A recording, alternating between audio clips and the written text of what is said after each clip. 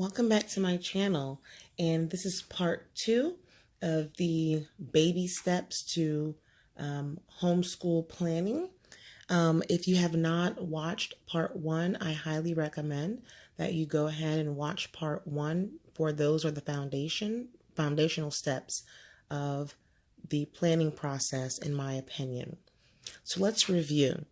The steps we talked about thus far was your why. Understanding and knowing your why. Step 2, when do you want to teach? When do you want to homeschool? Something I did forget to mention in part 1 is in considering when you want to teach, you also want to think about how many days do you want to teach throughout the year, or how many weeks you want to teach throughout the year.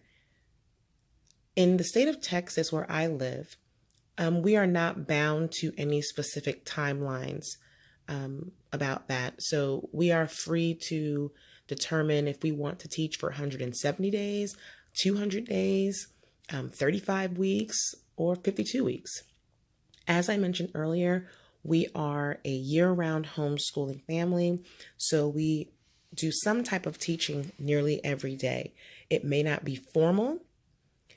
Our days are either independent days where he works on self-led projects or completes assignments that were given to him on our instruction days, and we only instruct 3 to 4 days a week.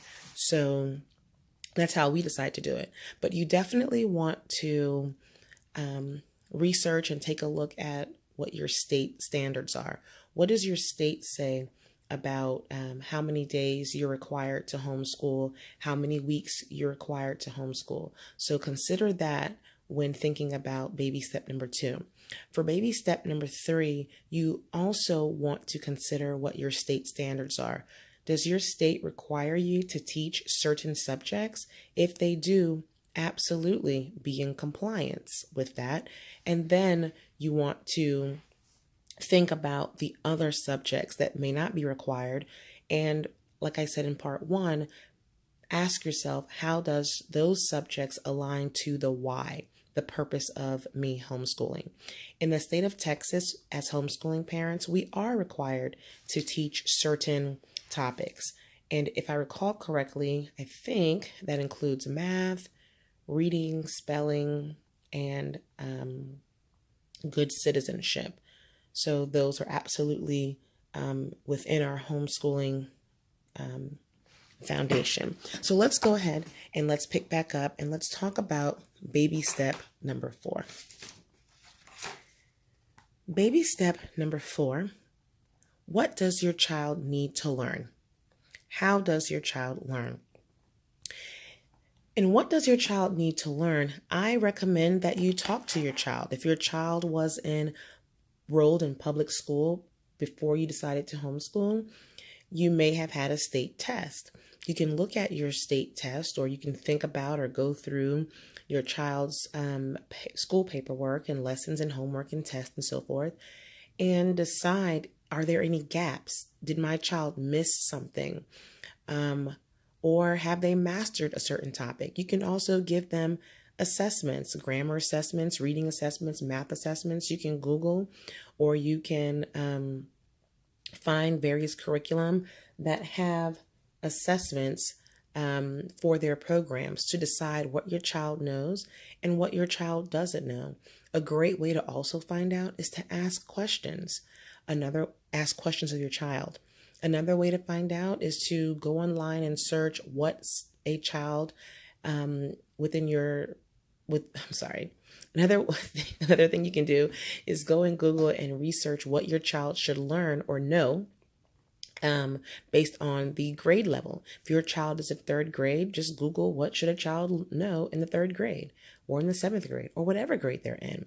And then you can use that as a foundation to determine whether or not your child knows that information.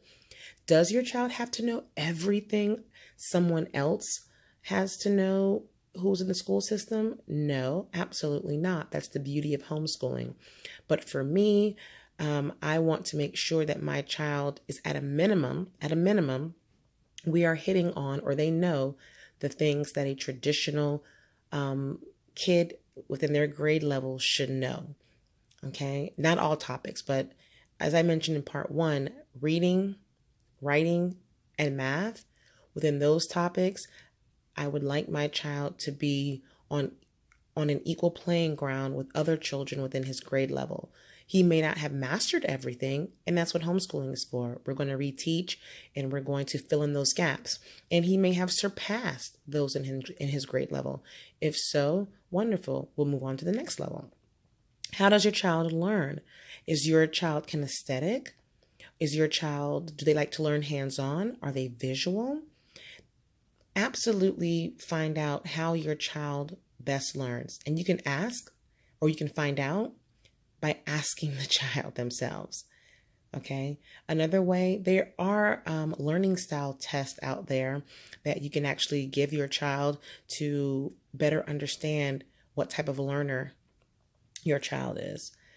Does that mean you have to stick within the box based on your child's learning style? Absolutely not. You may want to focus in that area, but you also want to make sure that your child is well-rounded and they can learn visually. They can learn kinesthetically.